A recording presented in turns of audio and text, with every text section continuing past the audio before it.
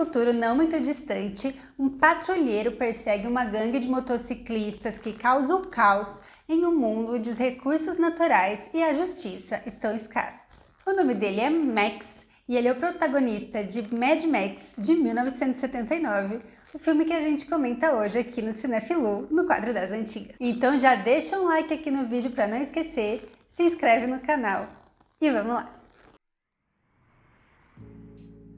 Oi pessoal, tudo bem? Eu sou a Lu e esse é o canal Cinefilu. Mad Max é um filme australiano de 1979, dirigido pelo George Miller, que depois em sua carreira produziu e dirigiu os outros filmes da franquia Mad Max, mas também dramas como O Óleo de Lorenzo, e produziu a clássica animação dos anos 90, Baby, o Porquinho Atrapalhado. Quem que cresceu nos anos 90 que não assistiu esse filme? E a animação Happy Feet, ganhadora do Oscar. Sua obra mais recente na direção foi o filme Era Uma Vez um Gênio, ou 3000 Years of Longing, lançado em 2022. O George Miller também coescreveu todos os roteiros dos filmes da franquia Mad Max. E é muito curiosa a inspiração que ele teve para começar a fazer esses roteiros, que veio do seu antigo trabalho. O George Miller, ele era médico, trabalhava num plantão e recebia ali muitas vítimas de acidentes de trânsito, assim como via muitos acidentes ali na zona rural, nas estradas da Austrália quando ele era criança. Aí ele se juntou com um conhecido dele que era cineasta amador e com um jornalista, e juntando aquela inspiração inicial do George Miller com o efeito da crise do petróleo ali na Austrália, quando eles viam muitos motoristas ficarem agressivos com a falta de gasolina, eles criaram o roteiro do filme que inicia uma das franquias de ação mais influentes do cinema. E as duas primeiras sequências vieram já em seguida, com Mad Max The Road Warrior, ou A Caçada Continua no título em português, em 1981, que é considerado um dos melhores filmes de ação e mais influentes de todos os tempos, e depois com Mad Max Beyond the Thunderdome, de 1985. Que em português tem o título incrível de Além da Cúpula do Trovão.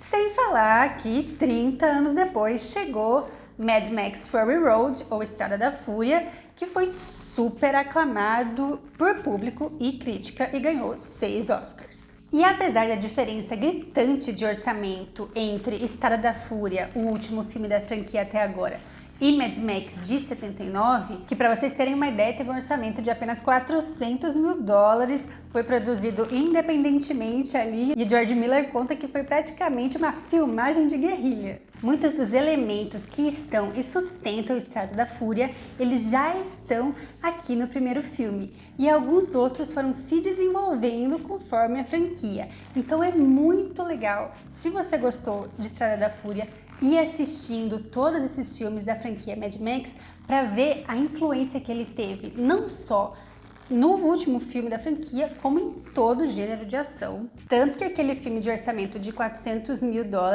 gerou depois 100 milhões de bilheterias, sendo o filme mais lucrativo do cinema por um bom tempo.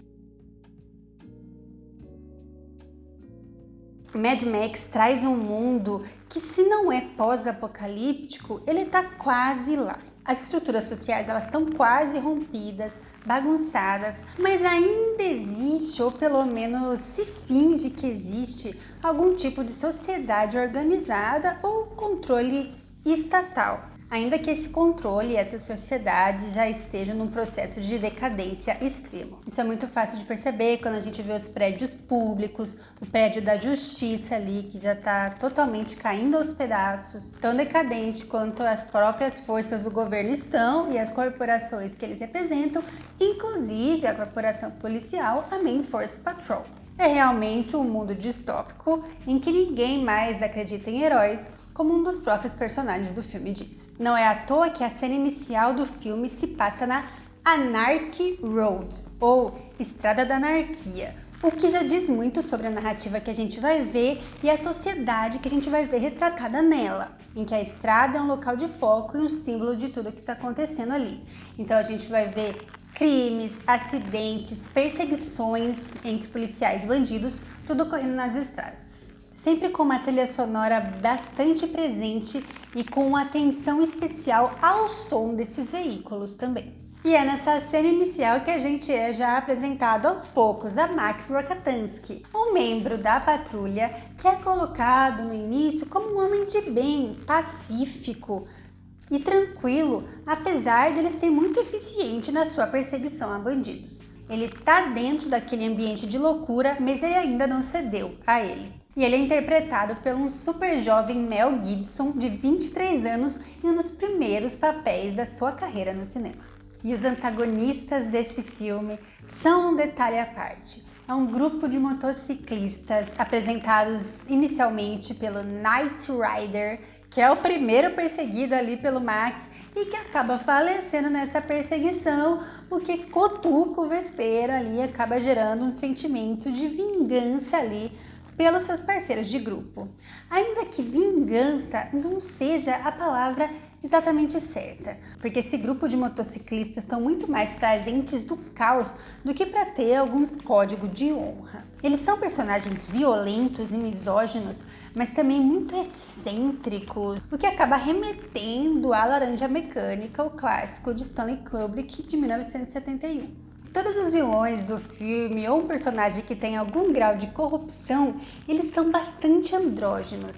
Nas suas roupas, no cabelo, até no uso de maquiagem e gestuais um pouco mais femininos do que o padrão geral. O que poderia ser interpretado como uma cultura que foi se desenvolvendo nos anos 80, como o herói super masculino que faz o papel que a justiça não faz e que luta contra a depravação e os vilões. E junta-se a isso o fato da gente ter pouquíssimas personagens femininas e que quando aparecem tem praticamente nenhuma fala, que tomam decisões estúpidas ainda. Sem falar daquele velho recurso do uso da violência contra o corpo feminino como a catalisadora da história de um herói masculino, o personagem principal.